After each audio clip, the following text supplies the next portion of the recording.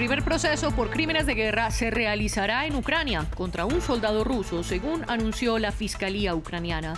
Esto mientras Kiev negocia con Moscú para intercambiar militares de la planta de Azovstal en Mariupol por prisioneros rusos.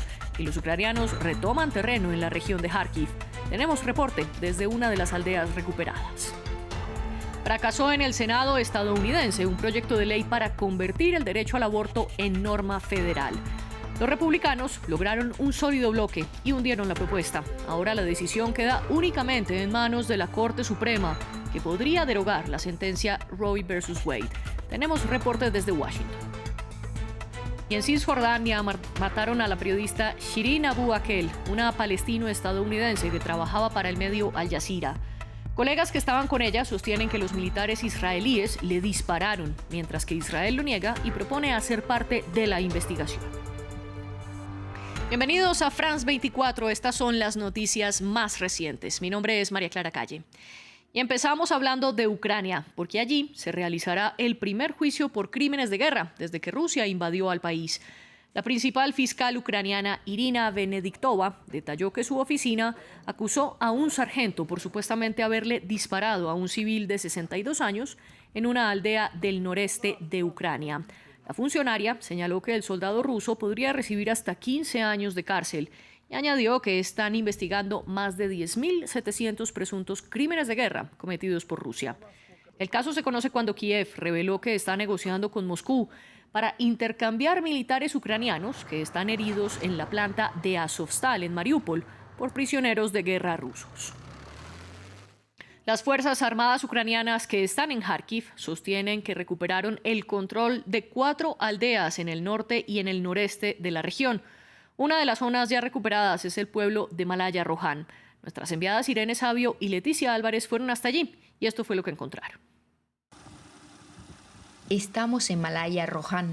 Por 2 meses las tropas rusas ocuparon y atacaron este pueblo del sur de Kharkiv en su asedio a esta importante ciudad. La población local incluso vio los barracones donde se resguardaban hasta que el ejército ucraniano retomó el control de la aldea. Natalia pasó semanas en este sótano mientras las tropas rusas se encontraban en el pueblo. Si salíamos a buscar ayuda humanitaria, corríamos el riesgo de que nos mataran. Podía ver a los francotiradores desde la entrada de la puerta de mi casa. 3 hombres fueron asesinados así. Un hombre caminaba con su hijo de 4 años y también lo mataron. Helicópteros abatidos, hospitales acribillados, automóviles incendiados. Es el paisaje de esta aldea. Los restos de los combates se ven en todas partes. No queda prácticamente nadie en este pueblo, solo las personas que resistieron a la ocupación rusa y la artillería sigue retumbando. En Rohan, otra aldea cercana, Vadim Polyak tiembla al hablar del desamparo que sintió. No entiendo, aquí no hay objetivos militares, solo muchas casas en las que viven personas. No entiendo, nuestra gente vivía en paz. Valentina es otra superviviente, nos muestra el salón de su casa. No queda nada intacto. Todavía estamos en shock y tenemos miedo. Cuando oímos un ruido nos escondemos enseguida. La guerra aún está cerca de estas aldeas. El ejército ucraniano y el ruso batallan por pocos metros de tierra en un conflicto de desgaste de final incierto. Y en otras noticias, el Senado de Estados Unidos hundió el proyecto con el que se buscaba proteger el derecho al aborto, convirtiéndolo en una norma federal. La llamada Ley de Protección de la Salud de la Mujer solo contó con 49 de los 60 votos que necesitaba para su aprobación. Y es que todos los 50 republicanos se opusieron, y a ellos se unió el senador demócrata Joe Manchin. La votación fue ante los temores de que la Corte Suprema pueda revocar la sentencia Roe vs. Wade, que garantiza la interrupción voluntaria del embarazo desde 1973 en todo el país. Previamente, nuestro corresponsal en Washington, Cristóbal Vázquez, nos explicó por qué los demócratas siguieron adelante con este proyecto, aún sabiendo que no contaban con los votos necesarios.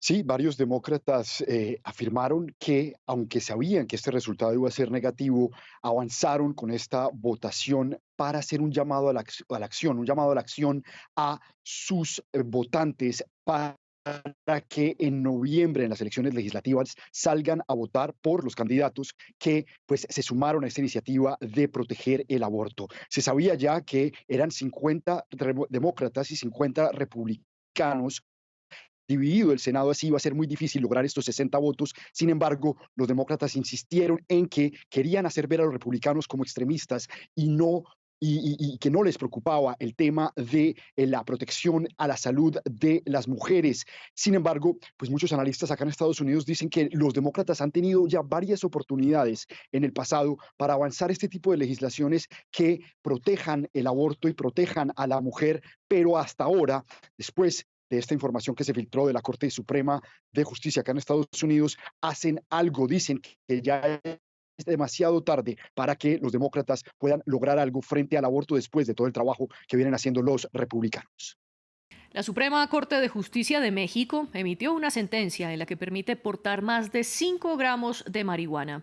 3 de los 5 magistrados votaron para declarar inconstitucional una norma que permitía que el Ministerio Público penalizara el porte de esa cantidad de cannabis y explicaron que perseguir a los consumidores es un ataque a la persona. En medio de la decisión, decenas de activistas defensores del uso personal de la marihuana se manifestaron frente a la Suprema Corte. Ellos fumaron cannabis, llevaron macetas con la planta y portaron carteles para informar a la población sobre el consumo responsable. Pasamos a Medio Oriente. La periodista Shirin Abu Akleh, corresponsal palestina estadounidense del medio Al Jazeera, fue asesinada en Cisjordania. Los hechos ocurrieron mientras informaba en la ciudad de Jenin y vestía un chaleco que claramente decía prensa. Varios reporteros que estaban en el lugar afirman que los militares israelíes le dispararon, pero Israel lo niega y dice que es pronto para saber de dónde vino el fuego. Además, propone una investigación. Gabriel Colchen nos cuenta. El asesinato de Shirin Abu Akleh dejó al mundo árabe conmocionado. En Ramallah, miles de personas participaron en la procesión del cuerpo de la periodista. Allí manifestaron su tristeza e indignación por el crimen. Shirin Abu Akleh era una periodista muy buena, es conocida en todo el mundo árabe, por lo que estoy muy triste, porque es una pérdida para todos los periodistas árabes, palestinos, americanos, para todo el mundo. Ali Al-Samoudi, otro periodista presente durante el ataque y que resultó herido, narró desde el hospital cómo fueron los hechos en los que la comunicadora perdió la vida. La ocupación es asesina y criminal. Nos dispararon sin razón alguna. Nosotros, un grupo de periodistas, estábamos allí con nuestro uniforme de prensa completo, además de los cascos con la palabra press escrita en letras grandes. En Doha, los trabajadores de Al Jazeera rindieron homenaje al trabajo de la periodista y destacaron la importancia de seguir informando desde Cisjordania. Tenemos otros periodistas valientes que seguirán cubriendo lo que pasa en el terreno. Sé que Shirin estaría encantada de que sigan trabajando. Esto no les parará, no dejará de dar voz a los que no tienen. Varios periodistas también se reunieron en Túnez en frente de la sede del Sindicato Nacional de Periodistas. Sabemos bien que la mártir Shirin no era una periodista normal, sino que denunciaba los crímenes sionistas y todas sus prácticas racistas, los asesinatos, la devolución, la colonización y los encarcelamientos. Shirin era también una militante que defendía la causa de su patria. El asesinato fue denunciado como un ataque de los soldados israelíes dirigido hacia la periodista, pero Israel espera pruebas de una investigación para pronunciarse. Se vendió el diamante blanco jamás subastado y su precio fue de $21,8 millones. Este pesa 228,31 quilates y es tan grande que se le conoce como The Rock o la roca en español. Esta piedra preciosa fue extraída y pulida en Sudáfrica hace más de 2 décadas. La subasta se realizó este miércoles en Ginebra, Suiza, y fue liderada por la casa Christie's. Su precio inicial era de $14,1 millones, pero pronto en la subasta se superaron los 20 millones. Hasta aquí las noticias. Los invitamos a que sigan conectados con France 24.